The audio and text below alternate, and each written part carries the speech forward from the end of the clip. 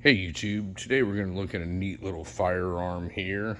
What we're going to look at today is a Ruger Mini 14. Now, a little history on the Ruger Mini 14. It was designed in 1973 by Jim Sullivan and Bill Ruger. Essentially, it was a scaled down version of the military M14. And Ruger did what Ruger did. They figured out how to cheaply make the parts, the action, and all that, and scale it down and make it for the 223 or the 5.56 NATO round. Of course, the M14 shot the 7.62 by 51 or the 308 round. So let's take a closer look at this. What makes this one unique is this is a very first year production Mini 14. This was when they had the wooden heat shield on the top, the exposed action on the side of it. And if you'll look real close, I don't know if this will show up on camera very well, but this is a 180 serial number, which makes this a first year production. Now the differences in these and the first year production is, of course, the wooden heat shield. This is all exposed. It has no button right here. On the newer ones, they have a button here for the bolt stop. This one does not have that. So you cannot manually just hold the bolt open. You just stop it with the magazine and then pull the magazine out and it stays open. Now, these things do not accept regular AR mags. They release kind of like an AK, and they have a little hole in the front of them, and they hook on the inside, and that's how the magazine attaches.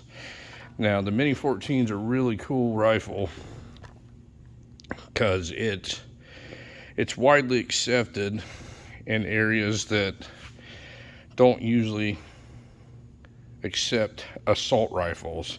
This is not normally considered like an assault rifle, and the reason being is it's conventional looks. It has a wooden stock on it. It doesn't have a pistol brace on it, or I'm sorry, pistol grip on it. Doesn't have a collapsible stock on it. It doesn't have an evil flash hider. You know those things are evil, but essentially this rifle does pretty much everything that the evil AR-15 does. It accepts detachable magazines, and this one happens to be a 30 round magazine in it, the same as most AR-15s hold. It shoots the same round, the 5.56 NATO round. It's semi-automatic. The difference is it doesn't have all this thing to attach all these accessories. They're not as accessory friendly as an AR-15. And they don't look as scary, but they're really neat rifles. They usually cost a little bit more than an AR-15. This one's somewhat unique because it's being a first year production. This isn't the only one I own. This is the one I'm showing you today because it's a neat one. It's kind of a piece of history. Now, one of the things about this was designed by Jim Sullivan, who had a part in designing the M16 with Stoner, and Bill Ruger. And I'm going to tell you something about Bill Ruger.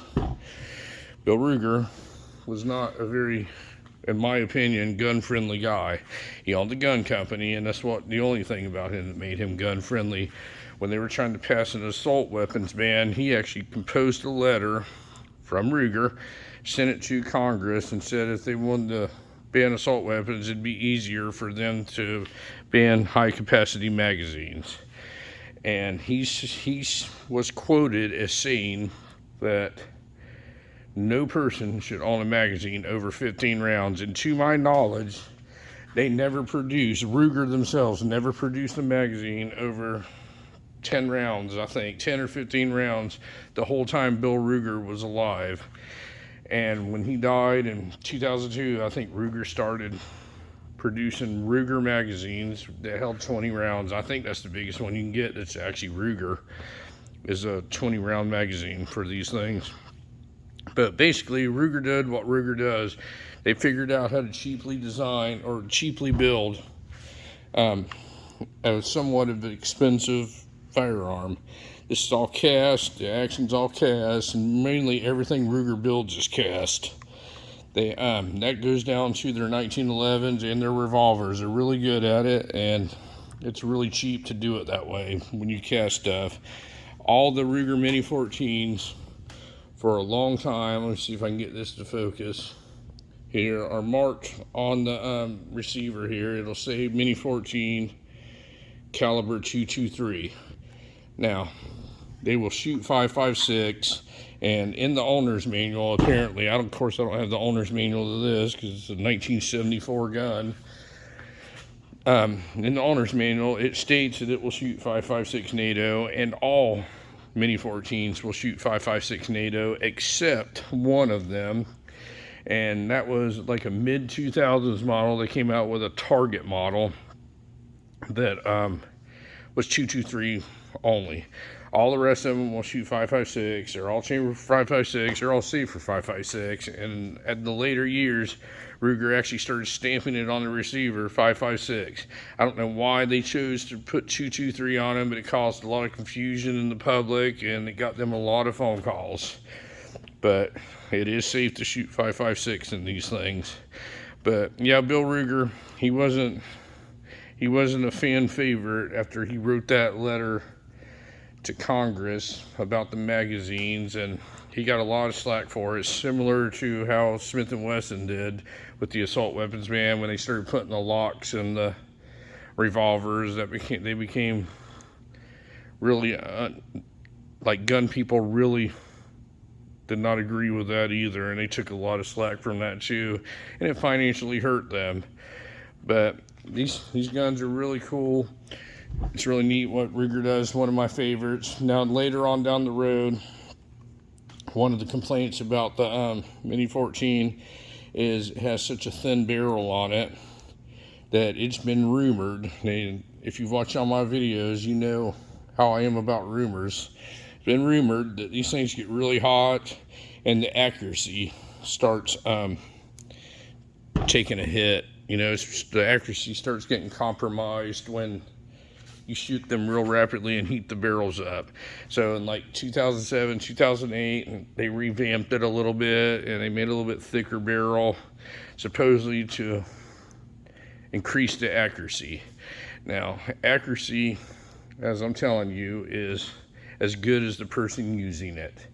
And this is an iron-sighted rifle that if you stand there, it's going to be as accurate as you are. This is not a sniper rifle. Chris Kyle isn't going to use this to snipe somebody at 2,000 yards. This is a 5.56 rifle, and it's a fairly small rifle, fairly small caliber, so it's not a sniper rifle. It is what it is, and it's a really neat rifle, and it does its trick. It will do everything that an AR-15 will do. If somebody can figure out how to run it efficiently, it will run just as good as an AR-15. There's no problems with this rifle. I've never had any issues with this rifle. I don't shoot this one as much as I do one of my other ones. I have another one that I prefer a little bit better. I have a short video on it, sort of introducing that, but we'll do a video one day. We'll set them side by side and show the differences. That one's a little more quote-unquote tactical. But anyway, I just wanted to show you what a first year production Mini 14 looks like without the regular heat shield on it. This is the original one with the wood heat shield, 180 serial number on it, and it's a neat weapon. It is literally a scaled down M14, and they did a real good job on this thing. I'm a real big fan of the Mini 14. I think a lot more people should get into them. I also like the AR-15, and we'll get into some AR-15s one day too. I'll show a couple of those off and tell you what I like and don't like about this. The Gucci Glocker Club usually don't like these things because they're not able to be Gucci'd out. There's a whole Gucci crew that fixes AR-15s out, and they put a bunch of stuff on them that half of them don't even know how to use. Would be really hard to do it to this old rifle because it does have Picatinny rails and stuff like that. Do not put a scope on this rifle. Just take it and enjoy it. It's just an old girl that you can ping still at 100 yards with if you can see through a iron sight. But anyway, folks, I just want to show you this rifle, and if you have any questions about it or the Mini 14, I'm somewhat familiar with them. Have a couple of them. Put it in the comments. Tell me what you think of this first year production Mini 14. It's in pretty good shape for being as old as it is. 1974 is when this one was made. Thank you very much for watching my video, and you folks have an awesome day.